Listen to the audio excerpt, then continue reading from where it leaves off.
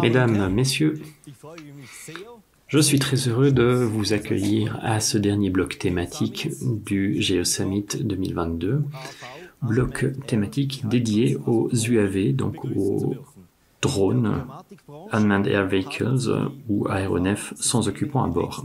Ces UAV se sont établis dans le secteur géo au cours des 15 dernières années. Quelles sont les dernières nouveautés, les nouvelles tendances dans cette technologie, avec les capteurs notamment? Quels sont les produits que les fabricants suisses mettent sur le marché? Comment la technologie est-elle mise en application? Quelles sont les implications liées à l'introduction de la nouvelle réglementation sur les drones, réglementation européenne qui sera reprise en Suisse par l'Office fédéral de l'aviation civile? Quelles seront les implications pour le secteur géo? Eh bien, nous aurons des réponses à vous apporter avec 6 intervenants qui viennent de la recherche, du développement, de l'enseignement, de l'industrie aussi, avec les dernières nouveautés, qui viennent en partie aussi de la pratique, avec des applications. Et pour terminer mon introduction, quelques mots encore sur la pertinence de la technologie de ces aéronefs sans occupants pour le secteur géo en Suisse. Nous avons procédé à une enquête en novembre 2020. Un peu moins de 300 sociétés et entreprises ont participé et nous avons constaté que plus de la moitié d'entre elles sont actives dans la mensuration ou la construction. Vous voyez ici comment se traduit cette pertinence. Plus de 3/4 des usagers estiment que l'utilisation, le recours aux drones est pertinent. À part les CFF, il y a nombre de petites et moyennes entreprises qui recourent à des drones. Par exemple, la société Schellibaum SA en Suisse orientale. C'est une société qui a très vite reconnu le potentiel de cette technologie, qui a investi. Gebhard Merck est l'un des pionniers les plus reconnus du pays. Il vous parlera des implications de la réglementation européenne, vous dira si cette réglementation est une menace pour notre travail ou si c'est une opportunité. Tu as la parole. Merci, cher Rico, pour cette introduction. J'essaierai d'être rapide. Je me réjouis beaucoup de vous parler de cette nouvelle réglementation, de vous dire si c'est une menace ou peut-être plutôt une opportunité à saisir. Alors en quelques minutes, nous allons avoir affaire à un monstre qui arrivera chez nous cet automne ou peut-être au cours du premier trimestre de l'année prochaine. Nicolas vient de le dire, il y aura un gros impact sur nos activités. Nous espérons que nous allons poursuivre sur notre voie et continuer à voler. Je m'appelle Gebhard Merck, je dirige le service géomatique de la société Schellibaum. Cela fait maintenant 10 ans que nous procédons à des vols et nous sommes en faveur d'une réglementation qui soit raisonnable. Les drones ont une place de choix dans notre secteur, on les utilise quotidiennement. Nous avons donc effectivement pu voir dans un sondage que 40% environ des vols se font dans le domaine des mensurations de la géomatique. Nous sommes donc un gros acteur. Malheureusement, l'OFAC n'a pas encore réalisé que nous avons notre mot à dire. Nous avons essayé de nous faire une idée du nombre de vols. Eh bien, 11 000 vols ont été effectués l'année passée. 11 000 vols pour le secteur GIS mensuration. Aujourd'hui, nous avons une réglementation très libérale. Nous pouvons voler partout en Suisse avec des engins de 30 kg. Vous connaissez cette carte géographique. Il y a quelques zones de contrôle qui nécessitent une autorisation, mais en principe, nous avons le feu vert pour voler. Les produits que nous produisons, eh bien, sont des images aériennes, images aériennes d'objets, de manifestations pour une question de visualisation, ou alors des inspections de cheminées, de toitures, de viaducs, des gros plans, donc des images thermiques aussi d'installations photovoltaïques. Parfois on survole des agglomérations habitées, des villages, des villes, ou alors on procède à des modélisations de régions où on prend aussi des photos. À des fins donc de modélisation. Tout cela est possible grâce à la législation qui est très flexible aujourd'hui. La législation de demain sera liée à la réglementation européenne de l'ASA. La Suisse va procéder à des accords, à des contrats, et nous serons donc fortement impactés. Il y a 2 ordonnances qui font foi pour nous. Il y a d'une part le règlement d'application et puis le règlement délégué 945, ça c'est pour les fabricants, Leica, etc., qui doivent doter les appareils de certains aspects. Et puis pour nous, ce qui est plus pertinent, c'est le règlement d'application 947. C'est là-dedans qu'on verra ce qui est permis à l'avenir. Il y a 3 catégories qu'on peut distinguer. La catégorie ouverte, là je n'ai pas besoin d'autorisation tant que je me tiens à toutes les indications. Ou alors je serai dans la catégorie spéciale et là j'aurai besoin d'une autorisation. Et puis pour les gros systèmes, il y aura encore une autre catégorie à part avec des certifications. Pour ce qui est de nos vols, nous évoluons dans les catégories ouvertes et spéciales. Eh bien voilà un peu les quelques points à prendre en compte. Tout d'abord, nous naviguons à vue. Ça a toujours été comme ça restera comme cela, mais nous aurons un plafond à 120 mètres d'altitude depuis le sol. Or, parfois, il aurait été intéressant de pouvoir maintenir des altitudes de vol de 150 de 200 mètres, à moins d'avoir une autorisation, ça ne sera plus possible. Ensuite, il y a les catégories de poids. On était à 30 kg pour le poids. On aura à l'avenir une catégorie jusqu'à 25 kg, donc on s'éloigne du seuil à 30 kg. On aura des plus petites catégories aussi, 4 kg, 900 grammes, 250 grammes.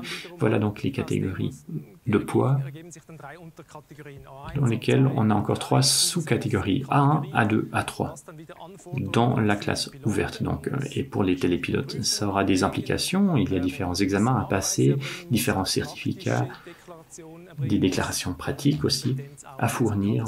Bref, il faut prouver qu'on a les compétences. Il s'agit là d'examens de formation en ligne qu'on peut faire valider et qu'on peut faire sur une plateforme de l'OFAC.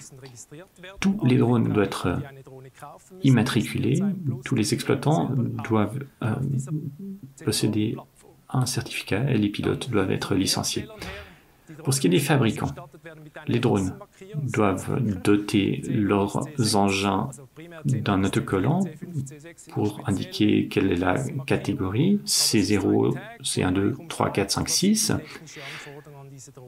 Catégorisation donc d'après les spécificités techniques. Actuellement, on n'a pas du tout de tels autocollants, de telle classification en vigueur. On est en train de procéder aux certifications qui s'imposent. Il y a bien sûr des délais transitoires, puisque des engins sont déjà en circulation. En partie, on aimerait pouvoir les maintenir en activité, mais tout cela est donc lié à des délais. Ensuite, il y a un âge minimum qui ne nous pose pas tellement de problème, mais par contre, ce qui va vraiment être très compliqué, ce sont les personnes non impliquées. Jusqu'à présent, on ne pouvait pas survoler des attroupements de personnes, ou alors il fallait avoir une distance de 100 personnes. Aujourd'hui, une seule personne suffit déjà à délimiter le périmètre. Une seule personne suffit à gêner ce périmètre et va nécessiter une autorisation pour le télépilote. Une tierce personne, donc une personne non impliquée, est une personne qui ne sait rien de l'opération en temps court. Ça ne suffira pas d'écrire aux propriétaires des appartements, des maisons, pour dire qu'un vol sera effectué. Les personnes seront toujours des personnes non impliquées qui ne sont pas informées des spécificités techniques, donc ça va être très difficile d'être à la hauteur de ces attentes, de ces directives. Et dès qu'on ne peut plus garantir cela, on n'est plus dans la catégorie ouverte, mais dans la catégorie spéciale. Après 2023, on aura donc ce délai de transition qui prend fin. Vous avez aussi les marquages des différentes catégories, C0 à C6. Si on n'a pas de telle classification, on se situera encore dans cette marge de manœuvre pendant la transition. On a certains modèles qui pourront encore voler, mais il faut garder une marge de 50 mètres, ce qui est pratiquement impossible, à moins vraiment d'être dans la nature, sans aucune personne alentour. On a encore cette règle de distanciation de 150 mètres jusqu'aux premiers éléments bâtis et habités. Donc, pour nous autres exploitants de drones et pilotes, c'est quasiment impossible de voler, puisque, à moins d'être sur un pré non habité, on ne peut plus faire grand-chose. Différentes catégories, donc, et pour obtenir les certifications, il y a des procédures. Il y a une procédure standard, ça c'est l'OFAC, qui a prédéfini les opérations.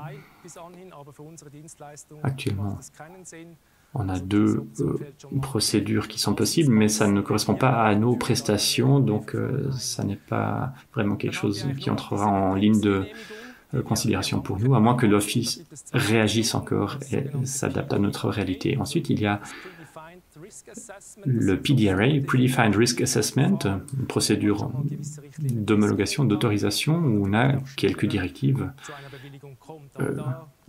qui sont prédéfinies. Peut-être que ça permet d'aller plus vite pour obtenir une certification, mais ça n'est pas quand même idéal. Reste le SORA.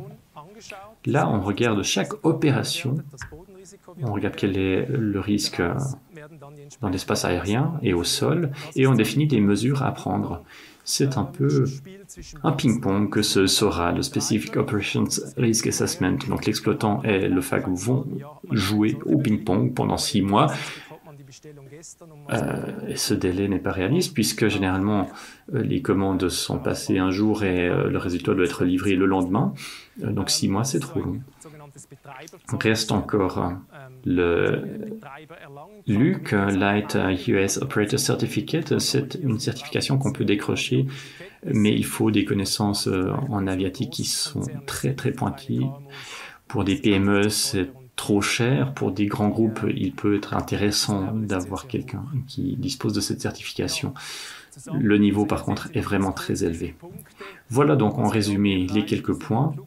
Malheureusement, on a une limitation à 120 mètres d'altitude au sol, et puis il y a les classifications qu'il faut marquer par un autocollant pour pouvoir évoluer dans la catégorie ouverte. Si on n'est pas en catégorie ouverte, on va être en catégorie spéciale, et là, il faudra des autorisations, quoi qu'il arrive, dans tous les cas. Donc, on risque vraiment un grounding dans notre secteur. On va perdre la flexibilité. Le processus d'autorisation est long et coûte cher. Maintenant, il y a 2 ans et demi, le secteur s'est opposé à ce qui allait venir. Nous nous sommes dit que c'était vraiment quelque chose qui a fait ses preuves. Nous avons mis sur pied une alliance pour une réglementation de drones raisonnable. Ça fait 2 ans et demi qu'on est en tractation avec l'OFAC. Rico va vous présenter une solution tout à l'heure, puisque nous avons essayé de mettre quelque chose en route pour garder une certaine flexibilité tout en restant sur le côté de la sécurité. Merci beaucoup.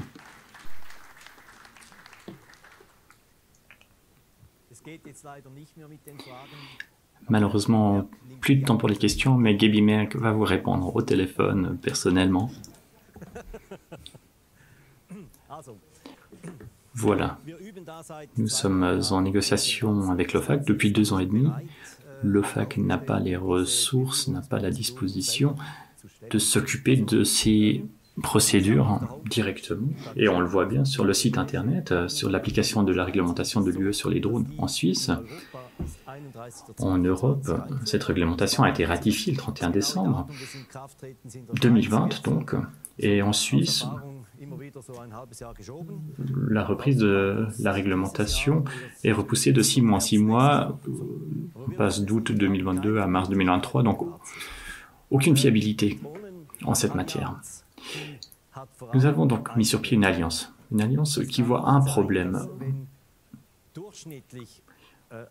Si chaque entreprise qui dispose d'un pilote, d'un drone ou de 2 pilotes et de 2 drones doit se lancer dans une procédure, cela devient complètement disproportionné. Une procédure, c'est 10 000 francs avec l'OFAC, donc ça a des coûts, ça prend du temps. Ce sera un gros problème de capacité, de ressources. Gaby l'a dit, on risque un grounding. Eh bien, nous avons une solution. Nous voulons mettre sur pied une association pour l'exploitation de drones dans le secteur géo en Suisse. Le comité a pris cette décision il y a 10 jours et nous avons d'ailleurs remis le 8 mars notre demande officielle. Nous attendons le feu vert pour aller de l'avant avec la création de cette association.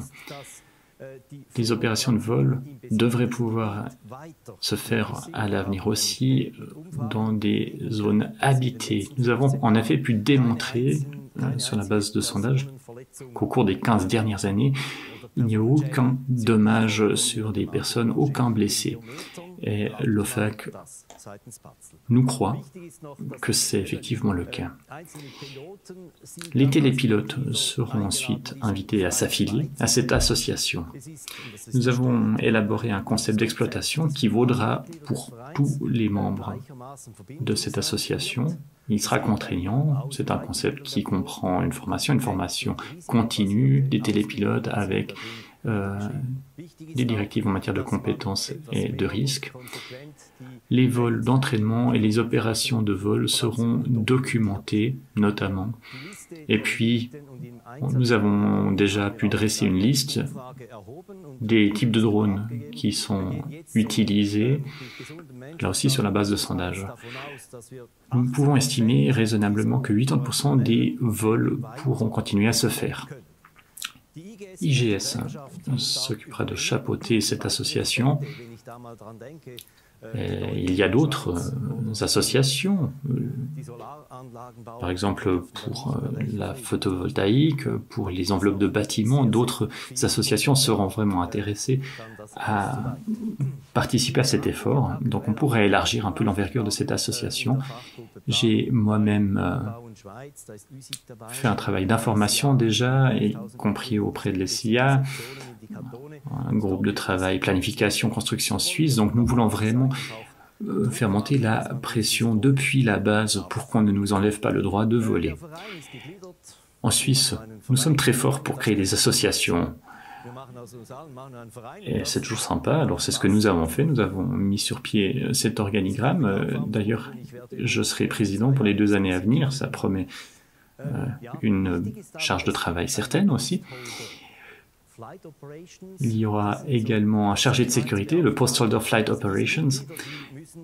Donc chaque membre qui s'affilie va devoir faire un certificat. Nous devrons pouvoir prouver que les certifications ont été faites. Nous aurons une plateforme. Et puis il faudra aussi un secrétariat. Et bien, en tant que secteur, nous sommes déjà auprès du centre patronal. Nous allons donc, je pense, assez facilement compléter nos activités avec la structure que vous voyez là. La suite des opérations. J'arriverai peut-être même à finir dans les temps. Nous allons donc lancer cette association, Thomas, d'ici 2 ou 3 semaines. Il va falloir trouver des personnes pour le comité, pour le secrétariat, désigner le Post-Holder Flight Operation, régler aussi les questions de Safety Review Board. Tout cela reste à mettre en place. Personnellement, je pense qu'à partir du 1er janvier 2023, nous allons pouvoir inviter les personnes intéressées à rejoindre cette association. D'ici là, nous saurons aussi ce qu'il en est des cotisations annuelles. Nous n'avons pas encore réglé tous ces détails. Pour l'heure, il nous manque le feu vert de l'OFAC. J'ai reçu, il y a 10 jours, un mail de l'OFAC. La personne responsable m'explique que la procédure est en cours, qu'il n'y a plus d'obstacles à surmonter. Je n'ai pas encore d'autres garanties, mais j'y crois. Bref, ce qui compte, c'est qu'il va falloir tôt ou tard ratifier cette réglementation sur les drones, ensuite de quoi nous espérons avoir une phase de transition confortable où nous pourrons continuer à agir comme actuellement avant d'appliquer les nouvelles directives dans l'opérationnel. Merci beaucoup de votre attention. Il nous reste maintenant une séance de clôture en plénière. En tout cas, faites passer le mot. IGS va continuer à contribuer à ce que nous puissions faire voler des drones. Au revoir.